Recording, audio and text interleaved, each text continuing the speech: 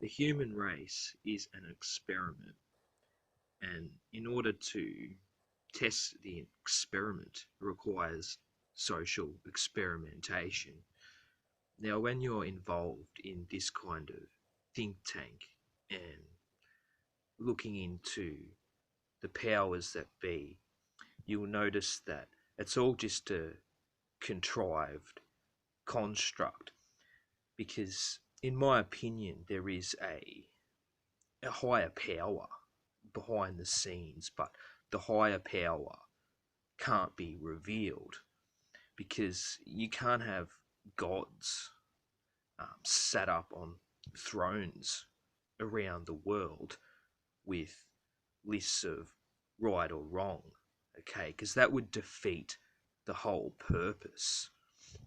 You simply weren't designed to know the truth. Otherwise, you would have a nation and countries full of lobotomized drones who weren't even required to think.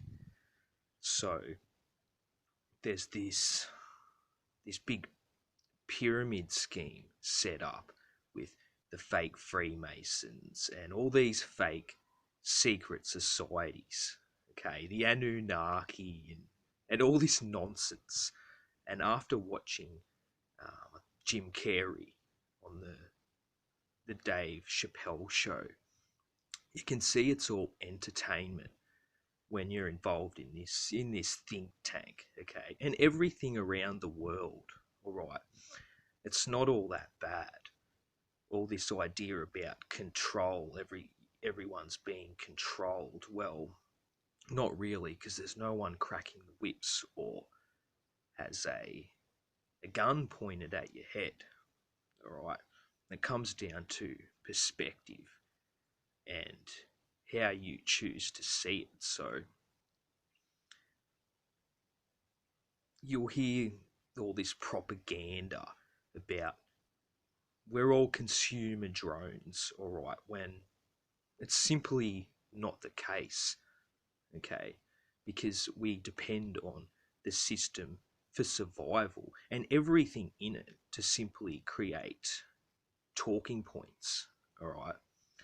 You go back to the alphabet, for example, it wasn't created by non existent Phoenicians. And without the system, the human race would be an unevolved apes who would just be running on instinct. Okay, we wouldn't be able to utilize our brains and our communication skills and actually evolve. So that's how I'm starting to see it, and it's not all doom and gloom. Okay, that just comes down to people's distorted moral compass and not being able to get the joke. Okay, good and evil is just simply an opinion, and I think a lot of this stuff is just testing people's discernment, all right, because they have the choice in the matter, and you see the people watching the news and that, and you think this is cruel, they're brainwashing them, but they're pretty desensitized to this stuff and they simply just forget about it. All right, they go off to their job and whatnot and live their lives and talk about other things, and it simply it doesn't matter. All right, so I'm certainly not seeing it as all doom and gloom. Yes, it's a distraction. All right, you don't want the system in place when I think the system's pretty good. Like, it gives us all an opportunity. All this idea about human enslavement, when people do better when they're actually going to work than sitting around bored all day talking smack on the internet. Right? That's when they fall into this kind of trap through their own self-deception.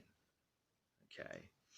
And sure, you've got a lot of infiltrators, con artists, just trying to racket money, but you get the choice whether you want to get yourself roped into it all. I mean, if you think back before you sort of awoken, you just lived your life and you didn't make much of it, really. I mean, you got into this kind of think tank and it started to consume you a bit, and through your distorted moral compass, you've taken things the wrong way, and then all of a sudden created this grim world for yourself. When all this idea about this dark occultist nonsense is, I think it's just satire and black humor. All right, you look at certain movies and big television shows like South Park, and the scripts for this stuff, like, you couldn't make this stuff up. Same with the dinosaurs and the fake space idea, right? You just couldn't make this up. A normal human being just couldn't conjure up scams like this. So that's how I'm personally starting to see it, and people shouldn't be too concerned by it all and get themselves so involved, and simply just go about and live their lives like they were intended to do, because they fall down this rabbit hole and then through choice become self-deceived. They just believe things and just swallow this Kool-Aid about, Anunnaki and ancient Egyptians, and it's just satire, nonsense. And if you think about it, if you were a god, like, you create this space concept, all right, and you make it so uninteresting and ludicrous, all right, to keep people